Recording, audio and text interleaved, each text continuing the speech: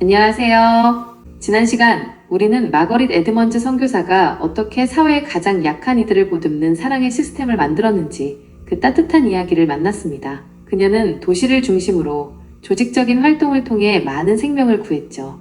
오늘은 그와는 정반대의 길을 걸었던 한 사람의 이야기입니다. 그의 무대는 도시가 아니었고 그에게는 조직도 시스템도 없었습니다. 그는 화려한 서울이 아닌 황해도 끝자락의 작은 시골 마을 소래로 들어갔습니다. 그리고 그곳에서 한국인보다 더 한국인처럼 살다가 자신의 모든 것을 바쳐 교회의 씨앗이 된 한 젊은이. 오늘 우리는 윌리엄 맥켄지의 고독하고도 거룩한 삶을 만나보려 합니다. 이야기의 무대인 황해도 소래 마을은 한국 기독교 역사상 아주 특별하고 신비로운 곳이었습니다. 보통은 외국의 선교사가 들어와 복음을 전하고 교회를 세우는 것이 순서입니다. 하지만 소래는 정반대였습니다. 만주에서 장사를 하던 서상륜이라는 사람이 스코틀랜드 선교사 존 로스를 만나 복음을 받아들이고 한글로 번역된 성경을 가지고 고향 소래로 돌아옵니다. 그리고 1883년 동생 서경조와 함께 마을 사람들을 모아 우리나라 최초의 자생적 교회, 즉 선교사의 도움 없이 우리 손으로 세운 교회를 탄생시킵니다. 선교사가 교회를 세운 것이 아니라 교회가 선교사를 기다리고 있었던 것입니다. 캐나다 델아우지 대학의 젊은 신학생이었던 윌리엄 맥켄지는 바로 이 놀라운 소래마을의 이야기에 깊은 감명을 받습니다. 그는 큰 선교단체의 파송을 기다리지 않았습니다. 대학 YMCA의 작은 후원과 자신이 상속받은 재산을 팔아 마련한 돈을 가지고 스스로 이 미지의 땅으로 향합니다. 그의 목표는 단 하나, 나는 그곳에 군림하거나 가르치러 가는 것이 아니라 그들의 형제가 되어 그들을 섬기러 가고 싶다는 것이었습니다. 1893년 그는 마침내 꿈에 그리던 소래마을에 도착합니다. 그리고 그의 삶은 다른 모든 선교사들과는 완전히 다른 방식으로 전개됩니다.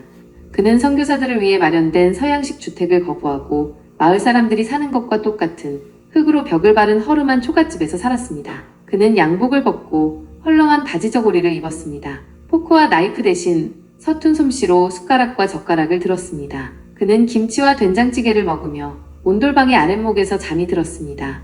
그는 가르치는 사람이 아니라 함께 사는 사람이었습니다. 그는 마을의 지도자였던 서경조 장로와 형제처럼 지냈습니다. 그는 서 장로에게 신학 언어인 헬라어와 히브리어를 가르쳐 주었고 서 장로는 그에게 조선의 마음과 정서 그리고 이 땅의 언어를 가르쳐 주었습니다. 그는 서양의 신학을 일방적으로 주입하지 않았습니다. 오히려 이 땅의 신앙이 얼마나 깊고 순수한지를 겸손하게 배웠습니다.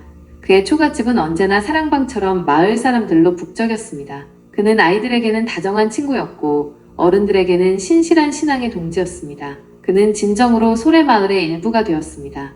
그러나 그의 헌신적인 삶은 너무나 짧았습니다. 1895년의 무더운 여름, 열악한 환경과 계속되는 과로 속에서 그는 그만 심한 열병에 걸리고 맙니다. 아마도 당시 조선 땅에 흔했던 장티푸스나 말라리아였을 것으로 추정됩니다.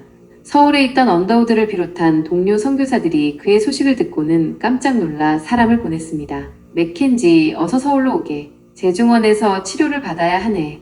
하지만 맥켄지는 고개를 저었습니다. 그는 완강히 서울행을 거절했습니다. 가마를 타고 서울까지 가는데 드는 막대한 비용을 가난한 소래 교인들에게 부담시킬 수 없다는 것이 이유였습니다. 그는 자신의 병든 몸이 자신이 그토록 사랑했던 교인들에게 조금의 증도 되기를 원치 않았던 것입니다. 결국 1895년 7월의 어느 날 그는 자신이 그토록 사랑했던 소래마을의 작은 초가집에서 홀로 조용히 숨을 거두었습니다. 29, 너무나 이른 나이였습니다. 그의 유언은 단 하나, 내 시신을 소래마을이 내려다보이는 뒷산에 묻어달라는 것이었습니다.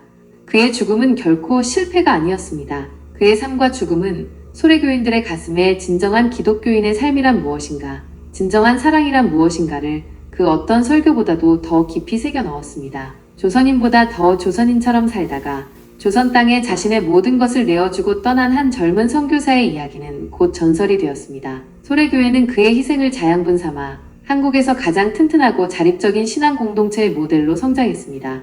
윌리엄 맥켄지, 그는 눈에 보이는 기념비를 남기지 않았습니다. 그는 자기 자신을, 그의 삶 전체를 한국 땅에 온전히 심겨진 하나의 보이지 않는 기념비로 만들었습니다. 그의 짧은 삶은 가장 위대한 사역은 가장 낮은 곳에서 가장 겸손한 모습으로 섬길 때 이루어진다는 것을 우리에게 보여주고 있습니다. 윌리엄 맥켄지가 이처럼 한 개인의 완전한 헌신을 보여주었다면 다음 시간에는 다시 여성 선교사들의 이야기로 돌아갑니다. 그들이 어떻게 조직적인 네트워크를 통해 남성 선교사들이 닿을 수 없었던 영역까지 파고들었는지 살펴보겠습니다. 바로 성서부인들을 훈련시키고 파송했던 조세핀 캠벨과 같은 인물들을 통해 여성들만이 할 수 있었던 독특하고 강력했던 네트워크 선교의 이야기입니다. 오늘 강의는 이것으로 마치겠습니다. 감사합니다.